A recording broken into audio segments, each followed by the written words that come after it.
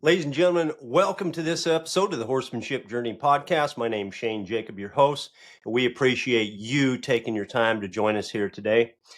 Remember to check out our new program, Stable Living, our online coaching program that uses principles that we see in horses to help teens thrive through the transition to adulthood and continue to thrive as adults. We also offer a companion program for adults. Today we have a special guest. I'm excited to present Brian Fleming.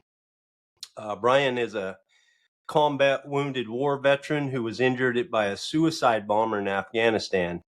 He has spoken to over 500,000 people in live audiences around the world, including the U.S. military, several Fortune 500 companies, and has written 4 books. He's been featured on almost every major network news in America on the topic of resilience and how to stand firm when everything around you is blowing up. Brian, thanks so much for taking your time to be with us today. Hey, thanks for having me on. Right on. Well, that was pretty quick. A pretty big summary, pretty short, I guess I'll call it. So for if people are still out there that don't know you and don't know your story, I was hoping you could just begin with telling us, where did you begin and how did it go to get to be where you are? Yeah, I joined the United States Army straight out of high school in 2003, and I joined as an infantry soldier. Eventually, I got deployed with the 10th Mountain Division to Afghanistan in 2006, and I was a team leader in an infantry platoon. And a couple of my vehicles got blown up while I was there. The first one ran over a bomb buried in the road on April 18th of 2006. But then, and I actually was not injured in that one, though I did sustain some TBI symptoms, traumatic brain injury symptoms, that I would later learn about that I wasn't aware of at the time. And then a couple months later, on July 24th of 2006, a suicide bomber right there in Kandahar, about 2 miles away from Kandahar Airfield, which was our destination. He pulled right up next to my door in his minivan and slammed into my door and exploded. Blew himself and his van, blew up into about 10 million pieces. And I woke up laying in a ditch on the side of the road, on the side of Highway 1 in Kandahar. I was burned 2nd degree on my face and neck, which is now healed. 3rd degree burns on both my hands. I had blood pouring out of my face when I woke up, and I did sort of a push up and got to my feet, trying to figure out what was going on. My first thought was, when I woke up there, was, why would I go to sleep here? Because I didn't remember laying down there. I didn't remember anything until I woke up after the explosion. And so I thought, well, maybe we're in a gunfight, but nobody was shooting. Then I couldn't find my weapon. It was still in the vehicle. I was not. And so I just started kind of walking around. I saw my medic helping out my gunner, who was also injured. And about 30 minutes later, a medevac helicopter came in and picked us up. And I spent the next 14 months at Brooke Army Medical Center in San Antonio, Texas. Brian, I've seen some pictures of you. You look pretty rough. What were your thoughts at the time? Did you know the extent of your injuries? Did you have any thoughts about how things were going to go down in the future and what were things going to be like? Maybe tell us a little bit more about when you got there and how that 14 months went. Yeah, everybody said I was good, but nobody would give me a mirror. So that was concerning. I thought, well, okay. When I did get to the medical center, I did actually realize how many other guys like me were actually so much worse off than me. I was 12 to 15% total burn on my body, but I have friends who were over 80, over 90% plus 3rd-degree burns. Just insane. But the night I got there, they took me into the shower room, and the head nurse looked at me and said, "Hey, we need to clean you up." He said, "Well, we're going to do this as quickly as possible, so it'll be as painless as possible." And I had no idea what he meant by that. And it was at that point, him and 2 or 3 other nurses all took out razor blades, and they had to start shaving and tearing and ripping that dirty burned skin off my hands, face, and neck, kind of like a burnt piece of chicken, if you imagine it that way.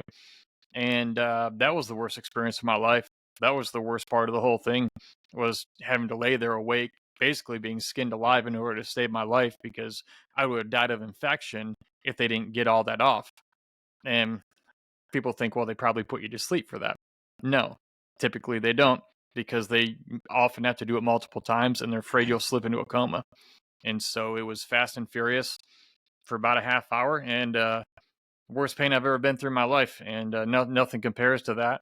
I'm glad nobody told me about it. I'm glad they just sprung it on me and did it. But yeah, I can't really imagine what a lot of my other friends went through who were even more severely burned than I was. The amount of pain is just insane. And so I didn't really know what to expect. I knew well I'm alive, so it hurts, but I'll get better and I'll move on in life. That was pretty much, you know, I mean, the doctors would ask, "Oh, how did it feel? You got blown up. How'd that make you feel?" I'm like, "It hurt like hell. What do you think?" But then I was just like, "All right, what's for lunch?" I never really pushed a bunch of things down, but at the same time, I that's just how I respond to things. It's just kind of like, yeah, that's what it was, and I've never really been bothered talking about it. Right on. So 14 months is quite a while to be there. Quite a lot of healing, and so how did it go in the end? I mean, how did you wind up? What was next for you as you finished up there and moved on? Well, I ended up meeting at the medical center a Vietnam veteran, a guy named Dave Raver, who became my mentor and one of my best friends. And he had been horribly injured in Vietnam. And he came and talked to me and, probably 30 other guys who've been blown up, shot up. And we were there recovering. And I realized he couldn't talk about pain without making us laugh hysterically. And that was really unique. And I talked to him afterwards. We hit it off. We became friends. We've been friends for, gosh, probably almost 20 years now. And he basically offered and said, "Hey, Brian, if you're interested, I'll show you how to do something with all this." Because at the time I met him, he had been a very successful professional speaker. He'd written multiple books, very, very, very successful in business. Married to the same woman for over 50 years. They married right before he went to Vietnam. And so I saw him and I thought, if I could do, what maybe 10% of what this guy's done with his life, I'd be doing pretty good. And this guy started where I am right now. And that made a big difference for me. And I ended up working for his company a little bit, getting out of the military. And he mentored me in speaking and how to share my story and make a difference in the world with it, and how to be financially productive with it. Because you can have a dream all you want, you can have a big heart to go help people, but end of the day, in our world, money's the grease on the machine, and it's what makes the machine run. And if you don't have that, you can't do much. And so I was very fortunate to run into him about 9 or 10 months before I got out of the military. Right on. That's awesome. That's a blessing. Um, Brian, I've heard you talk in some of the places that you've talked. I've listened to you, and one of the things that I've heard you talk a little bit about is that just knowing, hey, bad things are going to happen, and so rather than thinking they're not, or I guess the question I have is what are your thoughts on the value of knowing that bad things are going to happen and planning for it, or do you feel like that if you that can attract bad things to happen for you, or just talk a little bit about that if you would. Yeah, I mean, I'm very much of the mentality: hope for the best, prepare for the worst. Based on my life experience, it's the smart way to go. Though you also can't live in fear of bad things happening. But I think it's ignorant to not expect, hiccups and obstacles to come our way. We have a we have a saying in the military that even the best plan goes out the window when the bullets start flying. And it's the truth. It does. You can have the best plan. You're going to do this. You're going to go there, and I hope it goes great for anybody who has a plan. But it's kind of like Mike Tyson said. Also, he said, everyone's got a plan until they get punched in the mouth, and it's true. Life is going to do that to you. Things aren't going to go according to plan. You're going to have to adapt a lot. You're going to have to change your plan. And life is a battlefield. And once you understand how a battlefield works, you'll understand how to make your life work and how to adapt to things. Right on. Uh, talk to us about this passion versus conviction. What's the difference? What do you mean by that? Well, I heard one of my mentors, Larry Wing, he said, passion is basically defined as an uncontrollable emotion. And so you want to be careful with that. The uncontrollable emotion can cause a human being to do some pretty insane things. But, conviction is, to me, it's sort of, it's deeper than that. It's almost like passion, but it's harnessed, because a conviction to me is when you have something come out of you that basically, like, I have to do this with my life. I'm not exploring this option. For some reason, you feel so strongly about something. I need to do something. I can't be quiet.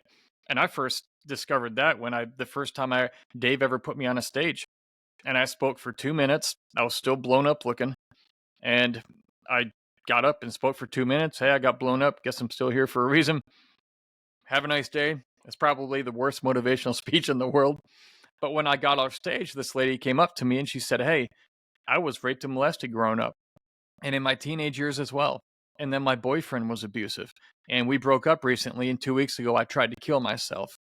And she just put that on me and walked up to me after I got off stage. And I didn't know what to tell her. But then she said this, though, and this is a perfect example of what you're asking.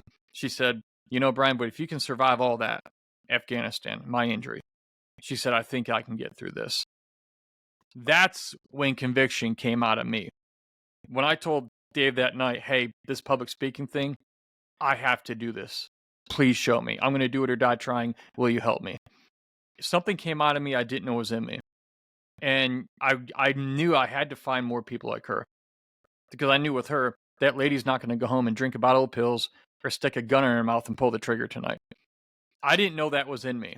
But that's, I think, a good example, at least for me, of what is conviction. When I met her, I got strong conviction that this is the direction I'm going. Not some sort of, I'm going to explore public speaking as a part of my career path.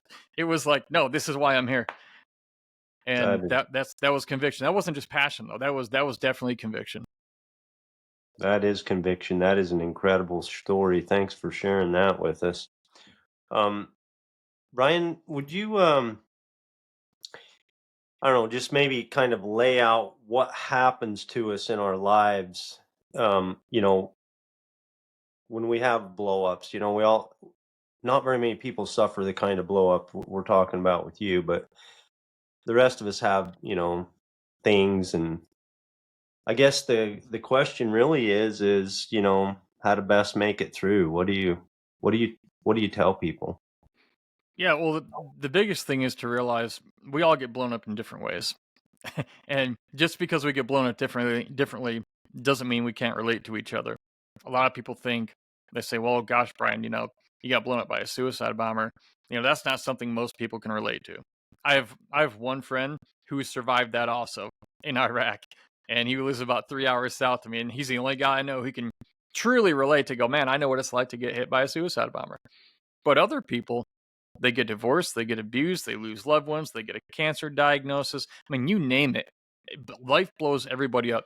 But we don't relate just on how we get hurt. As human beings, pain is a universal language. We all deal with the same finite number of issues as human beings as a result of how we get hurt. So we can get hurt differently. We can face different challenges, but at the end of the day, we still doubt ourselves. We still question ourselves. Some people, have self-esteem issues or confidence issues, or this thought that they're alone and that stuff is never going to get better, or will this ever get better? Or, how will the pain ever stop? I mean, we all deal with these things as a result of dealing with different things. So the symptoms, the outcomes of the things we go through are the same. And so, I mean, one of the first things to realize is that your life is a battlefield. And when you're going through something, a lot of times you can feel lost, and that's because you're in what I call the fog of war. You're around this thing so much, you're so familiar with it that it's all you see, and you're in survival mode. This is why it's good to have other people around who can guide you, whether they understand your pain or not. Because other people are like a pilot flying over a battlefield. They can see things on your battlefield that you cannot, because you can see only 5 or 10 feet in front of you, so to speak, because you're so narrowly focused on surviving and getting out, you overlook things that can hurt you or help you that are right near you. That is an incredible analogy right there and so helpful, it's not we have the fog, but it also with that what we can't see from up above is a lot of times what we see as what we see as the permanent is just it's not permanent. It's just the immediate what's happening. And a lot of times we have a hard time realizing that. I mean, this fog thing, that's a great analogy. Well, for people who don't want to ask for help, people like me who are basically taught, accomplish the mission, though you be the lone survivor. It's weird because we're also taught to have a battle buddy. We're also taught to take care of each other. But, when you get out of the military, or if you've never been in, still, if you go through something, a lot of people don't want to ask for help because it's seen as weak, and, it could cost you a career, or people doubt your abilities, especially as a man, very much so. And so the but it's weird because getting out of the military, when I look at that, and I don't look at asking for help as a weak thing.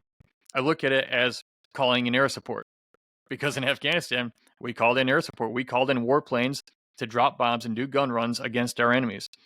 It would be really stupid not to use that close air support if they're available, because and that would increase our risk of dying, or somewhat what either me or some of the guys I'm with.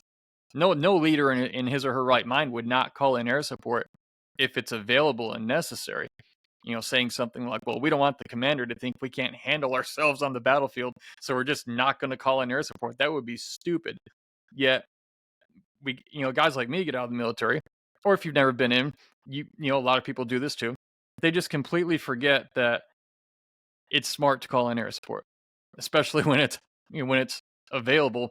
It makes it easier. You can sustain less damage to your life or the complete loss of it. But we have this perception of what we're going through and how to handle it, and that has a lot to do with how we get out, or if we do get out of things. It's our perception of the situation, because you also have to remember that a battlefield is constantly developing. Sometimes it's time to return fire and to shoot back.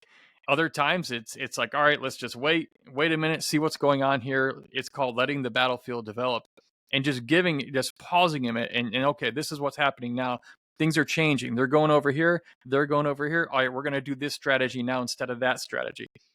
And if you're just so hard-nosed, focused on only doing something one way, you might not realize the battlefield around you changing, and then you get surrounded and you're out of luck. And so life is very much the same way. Sometimes you just have to sit in it and watch it for a time and then adapt to it as it changes. Because we can't control the battlefield all the time. It's a constant back and forth, and it's changing. And in life, you know what? You might end up, moving to another location or meeting a new person. And suddenly that shifts your battlefield a little bit. Or you get, some sort of help or an opportunity that you didn't foresee, and that shifts it in your favor. Then other things shift it out of your favor. And then other things happen that shifts it in your favor. It's a constant moving, living, breathing thing. Right on. Um, yeah, the battlefield is definitely constantly changing. Brian, besides calling in for support and taking time to observe and pay attention to our battlefields, what you have any more ideas on just like how to find the courage and strength to move through it? Yeah, I mean, one of the big things is, for me, I've been through a lot of pain in my life, and I can put up with quite a bit, but I don't like pain. It hurts. So I don't typically sit still. If I'm in a place of pain, I don't normally get comfortable with it. But one thing that I really discovered, uh, through speaking, for example, was that focusing on trying to help someone else who's struggling with something was huge for me. Because even though it didn't really fix my own situation, it allowed me to kind of forget about it for a little while, because I was trying to help someone else, and that felt good. It felt good to help, and it also felt good not to keep thinking about my thing. And again, I'm not saying I was avoiding my thing. I never did. But when I was focused on helping someone else, it's weird how there's a reciprocal effect that happens in life. Reciprocal being a mathematical term, it comes back. What you put out kind of comes back, and you don't always control how that does or in what way. But when you're focused on helping other people, it's amazing how unexpectedly help often shows up in ways you didn't plan for the thing you're going through. So helping other people also gives a great sense of meaning to your suffering sometimes. I mean, you look at it and go, wow, if I wasn't suffering, I wouldn't be in this place meeting this person who I was able to help. And even again, it doesn't take away the pain, but it does give you thoughts of meaning in the suffering as you're going through it. Awesome. Yeah, that's good. Um, any other things that people that handle trauma and that handle their blow-ups well that make it through well have in common? Yeah, there are three things that I realized I had present in my life while I was at that hospital recovering, but I didn't know it. And it was those three things that I realized were huge factors in the fact I was able to move forward productively as quickly as I did. I also realized that a lot of my friends who had been injured, as well as historically people who have been through horrible situations and bounced back and moved forward, they all had these things kind of in their lives in some way. And I had a sense of meaning, kind of touched on that. I had a sense of meaning in my suffering because 6, 7 months after being injured, I met that young lady after speaking on stage. And, when you have Viktor Frankl says, in some ways, suffering ceases to be suffering at the moment it finds a meaning. Now, this is coming from a guy who is a Holocaust survivor and a psychiatrist, a brilliant man. And he said, in some ways, suffering ceases to be suffering at the moment it finds a meaning. That's why I advocate so much for just go try to help somebody else and figure your stuff out along the way, because your suffering won't necessarily go away in that instant, but it makes it more manageable, and you get a better perspective on things. The second thing that helped me out was the fact I had a mentor. Dave came into my life when he did, and he showed me how to do something with my story that was productive and helpful for people, but also sort of mentored me in life, helped me kind of answer these questions that, a lot of these questions I came home from war with after being injured. And he had asked a lot of the same questions. So I had, in a way, you could say like in a military chain of command, you have someone above you, someone beside you, and someone below you. You have the one you follow who leads you, the person you're learning from. Then you have the people beside you who are equal rank. Then you have the people below you who you are tasked with teaching and leading and guiding them and bringing them up to your position.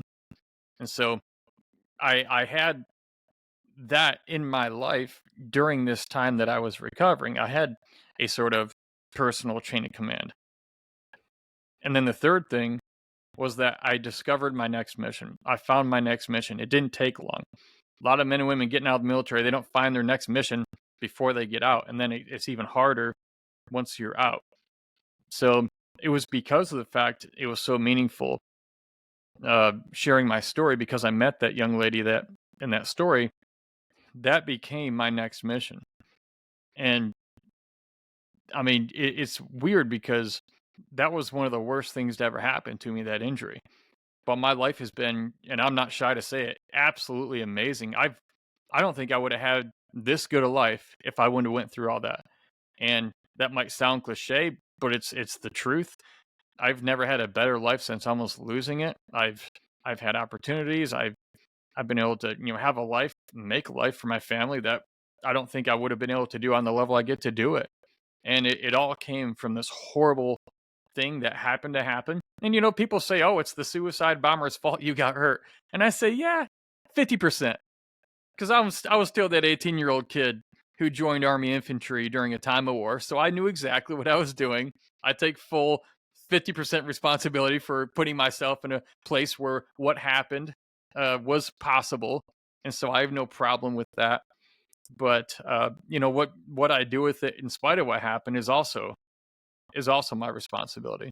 I could sit around for the next 50 years, with my little veteran ball cap on and talking about how bad it was and how, I just went nowhere, drinking my life away in a VFW hall, and no offense to them. But I was 23 years old when I got out of the military. My life was just starting. I don't know. I mean, I would be more miserable sitting around doing nothing than than doing that. And so, one of the keys I think is just keep moving forward, whatever you're going through, even if it's just one step, like today. Even if it's just one step today, because those steps add up. Right on. Right on. We really appreciate your story and those advice on these principles. I think that's super solid, really powerful.